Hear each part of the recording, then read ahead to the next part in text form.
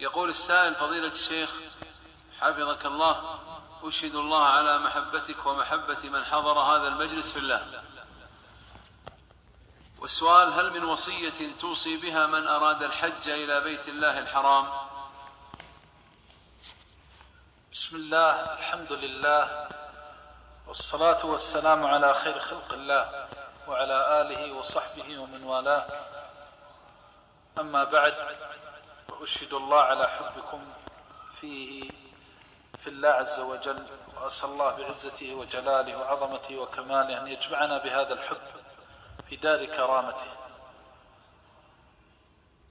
أما ما سألت عنه أخي في الله من الوصية لمن أراد الحج، فأولا وقبل كل شيء أن يصلح ما بينه وبين الله.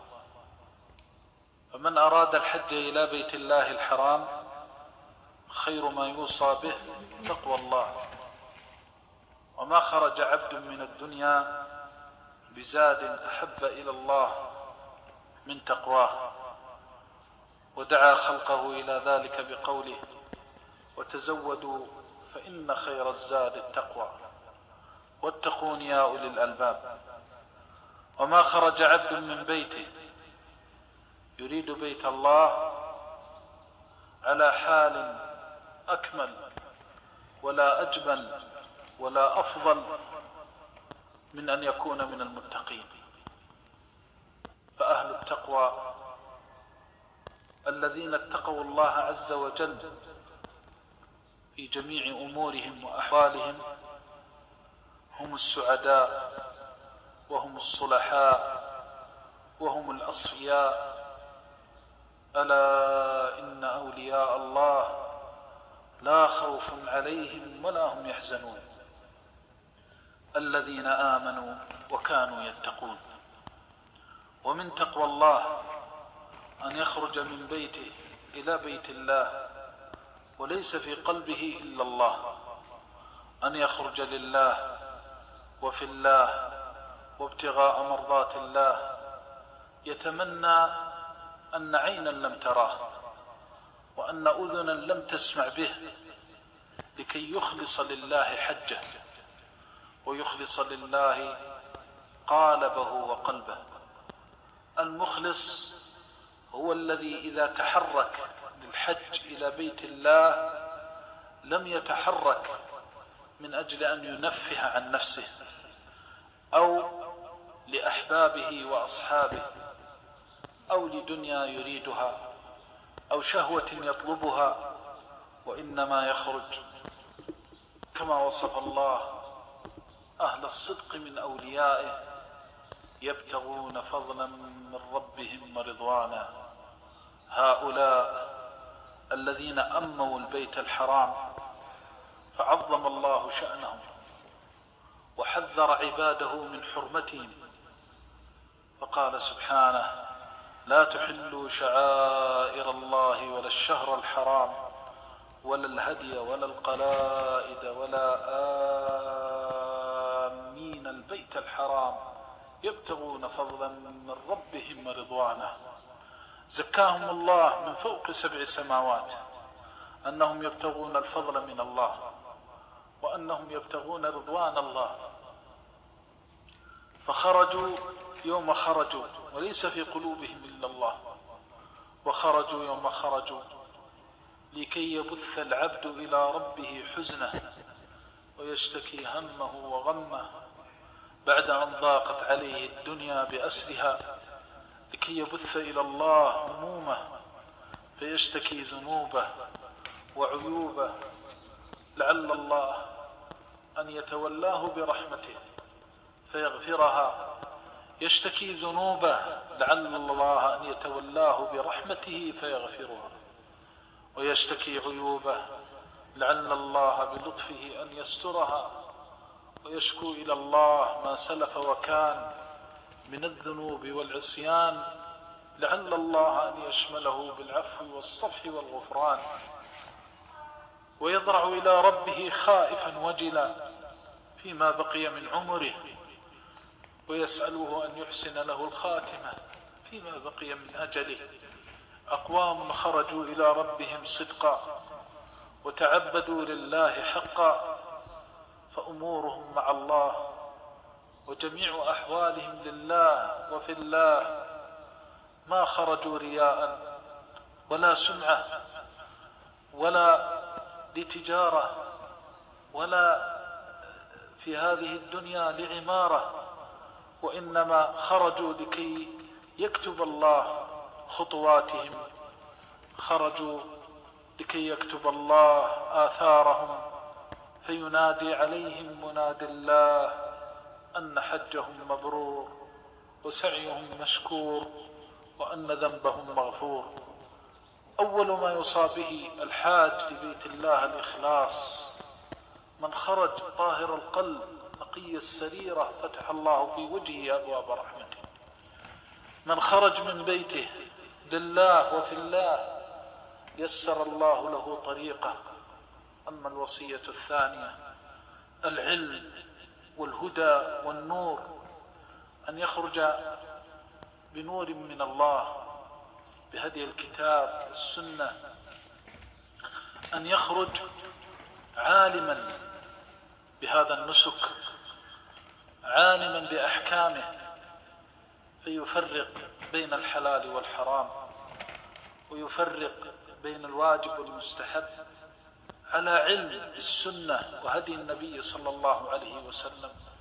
خير الناس من حج البيت واعتمر وقد تعلم الأحكام وأتقنها، فلم تفته مسألة من هدي النبي صلى الله عليه وسلم، ولم يضيع سنة من سنن النبي صلى الله عليه وسلم في حجه وعمرته. كل هذا من أجل أن يطبق ويعمل، كل هذا من أجل أن يكون أجره في الحج أكمل وأجره في العمرة أجمل، لأن أعظم الناس أجرا في صلاته وزكاته وحجه وعمرته وصومه من فعل ذلك كله وفق هدي رسول الله صلى الله عليه وسلم. ومن اهتدى برسول الله صلى الله عليه وسلم أصاب الهدى، ومن اهتدى بهدي رسول الله صلى الله عليه وسلم أصابته الرحمة. وصدق الله واتبعوه لعلكم تهتدون. وهذا كله أعني العلم للسنة لا يكون ولن يكون إلا بتوفيق من الله، ثم بالرجوع إلى العلماء الأمناء الأتقياء الذين يؤتمنون على دين الله ويرضاهم العبد حجة لهم بين يدي الله، يبحث عمن يأخذ بحجزه عن نار الله، ولا يرقع دينه ولا يذهب يمنة ويسرة يتتبع الرخص، وإنما يبحث عمن يوثق بدينه وعلمه. قال الإمام الشافعي رحمه الله: رضيت بمالك حجة بيني وبين الله. وفي هذا تنبيه على أنك إذا أخذت العلم عن أحد فإنه إما حجة لك بين يدي الله أو حجة عليك، إما أن يكون خيرا لك أو وبالا عليك. فإن كان من أهل العلم الثقات الصادقين فإنه يحجزك بإذن الله عن محارم الله ويحملك على طاعة الله. وإن كان من الجهلاء الذين اتخذهم الناس ووصفوهم بكونهم علماء كما قال صلى الله عليه وسلم: حتى إذا لم يبق عالما اتخذ الناس رؤوسا جهالا فسئلوا فأفتوا بغير علم فضلوا وأضلوا، فإنه وبال على العبد. والله عز وجل قد بين لك المحجة وأقام عليك الدليل والحجة، فقال لك: فاسألوا أهل الذكر إن كنتم لا تعلمون. فلا عذر للعبد إذا وقف بين يدي الله وقال فلان أفتاني، إذا لم يكن فلان أهل ولم يكن من أهل الذكر. فإذا يبحث الموفق عمن يوثق بدينه وعلمه وأمانته لكي يدله على الله عز وجل. ومما يعين على ذلك أن يصحب العلماء الأتقياء الفضلاء، أو يصحب طلبة العلم الصادقين المجدين في طاعة الله جل جلاله الذين هم أقرب إلى أهل العلم. فهذا مما يعين على العلم بأحكام الحج والعمرة. كذلك أيضا من هذا الباب مما يوصى به الحاج لبيت الله والمعتمر أن يبحث عن الرفقة الصالحة، فيحج مع من يعينه على طاعة الله ومحبة الله ومرضاة الله. الرفقة يا عبد الله، إياك أن تغش نفسك، وانظر إلى من حولك، فإن وجدتهم يعينوك على ذكر الله ويثبتوك على طاعة الله فنعم والله القوم، فإنهم القوم الذين لا يشقى بهم جليس. وإن وجدتهم يضيعون الأوقات أو والعياذ بالله يتساهلون في الواجبات، ولربما استرسلوا إلى الوقوع في المحرمات من الغيبة والنميمة والاستهزاء بالمحارم أو بالمسلمين، فالله الله كم من خير أضاعه العبد بسبب الرفقة، كم من خير أضاعه العبد على نفسه بسبب الصحبة، وكم من خير وبر ودرجات علا ترقى الإنسان فيها بفضل الله ثم بفضل الصالحين الذين صدق في اختيارهم مع الله. ابحث عن من يقربك إلى الله. إلى متى وأن تغش نفسك؟ يذهب الإنسان ويجلس مع من يتسمى الطاعة والخير، فإذا جاء ينظر في آخر المجلس يجد قلبه قاسيا ويجد نفسه لاهيا ناسيا، فإنا لله وإنا إليه راجعون. وأعظم ما يكون هذا إذا كان في حال العبادة، ثم مع ذلك تمر السنة تلو السنة والإنسان يغش نفسه ويسكت عن ذلك. أما المجد الصادق في عبوديته لله ينظر إلى من حوله، فإن وجده مقصرا أو يحمل على التقصير أو يتتبع الرخص أو يهون عليه فيما أمر الله بتعظيمه فإنه ينصحه أو ينفض يديه منه. وكم من أقوام، إني أعرف أقواما رأوا في من صحبوه التقصير، فمنهم من نصح فلم تقبل نصيحته، حتى إن البعض يصل بالتشدد. قال بعضهم فتركتهم فعوضني الله رفقة أفضل منهم وهم أناس أعلمهم السنن. قال والله لا تمر علينا لحظات حتى بعض الأحيان وأنا آكل إلا وهم يسألوني عنها، حتى فزت بخير كثير من الأجور في تعليمه. فضل من الله. إذا خرجت مع صحبة تعينك على ذكر الله، تعينك على القيام بحق الله، فهذا من أهم ما ينبغي في حياتك، فكيف وأنت حاج أو معتمر زائر لبيت ربك. أما الأمر الذي يوصى به الخارج إلى بيت الله في هذه العبادة، الأمر الرابع، فهو اغتنام الوقت وعدم التساهل في الأوقات، الحرص على عمارتها بذكر الله والاشتغال بما يقرب إلى الله سبحانه وتعالى. وأيضا حينما يأتي إلى المشاهد العظيمة كيوم الوقوف بعرفة لا يقف وقوف الجاهلين ولا يقف وقوف الغافلين. استحضار القلب، أنت تستحضر قلبك. أول ما تستحضر في قلبك حينما تلبي، بل حتى حينما تخرج من بيتك للحج والعمرة، تصور أنك ضيف على الله سبحانه وتعالى. تصور هذا، فعندها يحترق قلبك وكأن منادي يناديك، النفس اللوامة تناديك وتقول لك يا هذا تجمل لله جل جلاله. تجمل. ما معنى أن تتجمل لله؟ ألا يرى منك الله إلا ما يحب، ولا يسمع منك إلا ما يحب. الضيف على الله الضيف يتأدب، ولذلك دعاك الله لهذا الأدب فقال فمن فرض فيهن الحج فلا رفث ولا فسوق ولا جدال في الحج. دعاك للأدب معه سبحانه وتعالى. حتى الحلال وهي زوج الإنسان ما يستطيع الإنسان يقول لها شيء مما يكون بين الرجل وزوجه، تعظيما لحرمة هذه العبادة، تعظيم للوقت، تعظيم للمنسك، عبادة عظيمة. هؤلاء الذين وفدوا على الله أبى الله في الصادق منهم في حجه وعمرته إلا أن يرجع مغفورا كيوم ولدته أمه بلا ذنب ولا خطيئة. وفي بعض الروايات من أتى هذا البيت، من أتى سواء في حج أو عمرة. أخذ منه بعض العلماء أن العمرة إذا كانت على الصفة لا رفث ولا فسوق، أن صاحبها يرجع كيوم ولدته، سعيه مشكور وذنبه مغفور. حينما يستشعر الحاج، لا، هذه هي الوصية التي أختم بها، ونسأل الله أن يختم لنا ولكم بخير. الاستشعار حينما تأتي وتريد أن تهل بالحج وتنظر إلى حالك وأنت تنزع عنك ثيابك، كيف الله أخرجك من هذه الثياب، أنت الذي تنزعها، فكيف إذا نزعت الروح وأسلمتها لله فنزعت منك قهرا، كيف يكون حالك؟ تخرج من أهلك ومالك وولدك من أجل أن تتغرب، فكيف إذا نزعت منهم بالموت وخرجت منها؟ أبى الله أن يخرج من هذه الدنيا إلا أن يخرج من هذه الدنيا خلقه، فلا يبقى الغني ولا يبقى الثري ولا يبقى الفقير، كل نفس ذائقة الموت.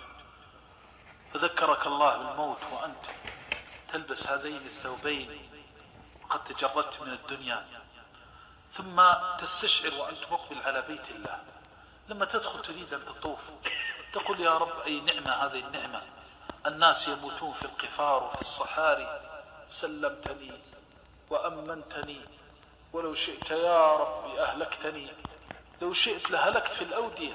كم من حجاج ماتوا في الأودية وماتوا في بطون البحار والقفار، حنوا إلى بيت ربهم فاخترمتهم المنايا والآجال قبل أن يصلوا، فانقطعوا عن بيت الله ووصلك الله، فتحمد الله وتشكر أن الله أمنك في طريقك، أن الله سلمك، أن الله أطعمك، أن الله سقاك.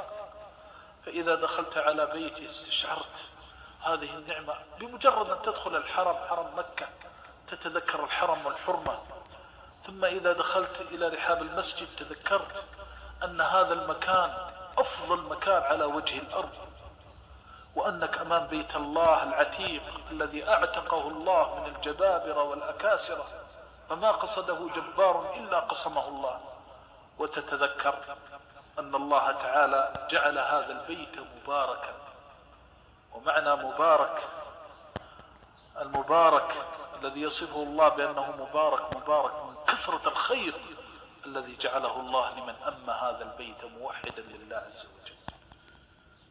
فما شقي عبد قصد هذا البيت، فكم من أشقياء دخلوه منيبين فخرجوا سعداء، وكم من مهموم ومغموم ومكروب ومنكوب، وكم والله لو أذن لتلك الأرض أن تتحدث بما كان عليها من الفضائل والنوائل والنفحات والرحمات وجبر الخواطر لهالك ما سمعت.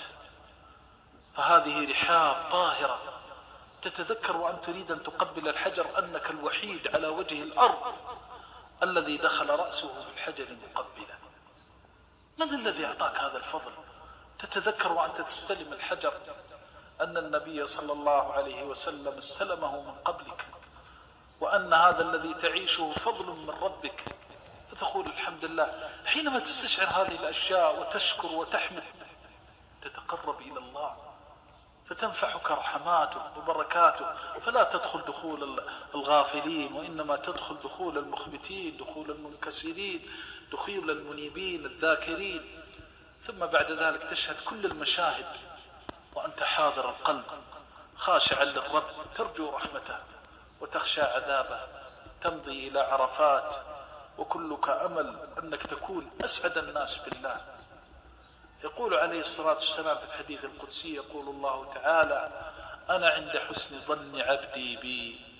فإذا مضيت إلى عرفات لا تمضي من أجل حاجة أو حاجتين، تمضي وأنت تحس أن الله سيقضي لك كل حاجة، من قوة اليقين، من كمال الإيمان والتوحيد.